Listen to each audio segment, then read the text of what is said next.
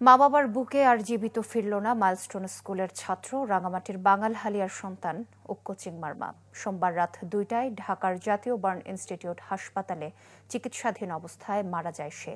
নিহত উক্কচিং মারমা মাইলস্টোন স্কুলের ৭ম শ্রেণীর ছাত্র। তার বাবা উসাইমং মারমা রাঙামাটির রাজস্থলী উপজেলা আবাসিক উচ্চ বিদ্যালয়ের শিক্ষক। মেধাবী শিক্ষার্থী উক্কচিং মারমাকে উন্নত শিক্ষা অর্জনে ঢাকায় পাঠায় তার পরিবার। গতকাল দুপুরে রাজধানীর উত্তরায় মাইলস্টোন স্কুল অ্যান্ড কলেজ ভবনে প্রশিক্ষণ বিমান বিধ্বস্ত হলে তার শরীরের শতভাগ দগ্ধ হয়। উক্কচিং মারমার অকাল মৃত্যুতে শোকের ছায়া নেমে এসেছে পরিবার ও এলাকায়।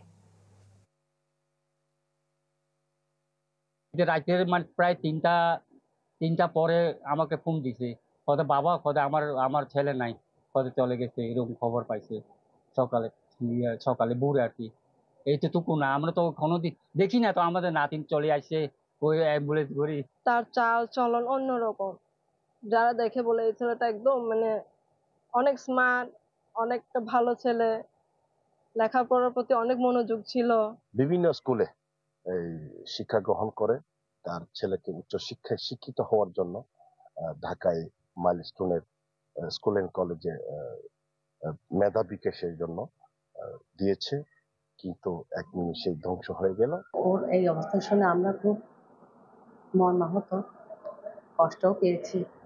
ক্লাসে খুব ভালো ছিল, লেখাপড়ায় ভালো। আগামীকাল বিকাল ৩টা নাগাদ উক্কচিং মারমা শেষ কৃত্য অনুষ্ঠান হবে বা দাহ করা হবে। দর্শক, উক্কচিং মারমার গ্রামের বাড়ি বাঙালহালিয়ায় আছেন সহকর্মী জিয়াউল হক। তার কাছ থেকে জানবো সবশেষ তথ্য। জিয়া। সোহেলি, আমরা দুপুর থেকে আসলে রয়েছি বাঙালহালিয়া এলাকায়।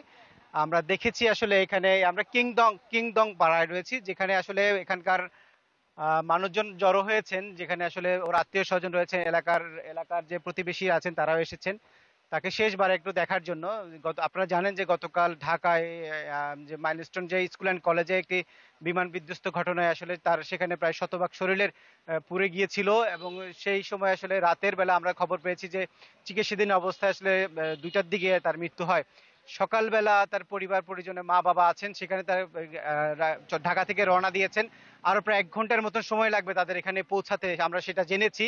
এখানকার স্থানীয়দের সাথেও আমরা কথা বলার চেষ্টা করেছিলাম, তারাও যেটি বলছে আসলে সে খুব ভালো ছেলে ছিল। এখানে এলাকায় আসলে খুব কম সময় থাকলেও এলাকার মানুষের আসলে মন জয় করেছে। একটু তার আত্মীয়র সাথে কথা বলার চেষ্টা করব আসলে, যদি কেমন ছেলে ছিল, সবশেষ কি পরিস্থিতি, কতক্ষণ লাগবে পৌঁছাতে, যদি একটু বলতেন। হ্যাঁ, ও হচ্ছে আমার ছোট ভাইয়ের ছেলে। আমরা ওর বাবার সাথে আমরা একসাথেই বড় হয়েছি। সে খুব ট্যালেন্ট একটা ছেলে ছিল আর কি।